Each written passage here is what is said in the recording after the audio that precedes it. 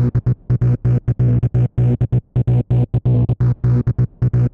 guys, welcome to workout number 4. This one has a little bit of moving parts to it, so don't get overwhelmed. You can always just cut it in half, or maybe just do what works for you.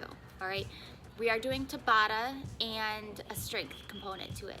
So the way a Tabata works, if you don't already have that GYMBoss app, it is for 4 minutes straight. You go 20 seconds, 10 seconds, 20 seconds, 10 seconds, and then just keep repeating. The next part is up to 5 rounds. I do recommend 5 rounds, but work to your fitness and what's working for your goals. So we'll do up to 5 rounds of sit-ups. You'll do 10 sit-ups, 10 squats, 10 sit-ups, 10 squats. And then we're gonna go back to a Tabata.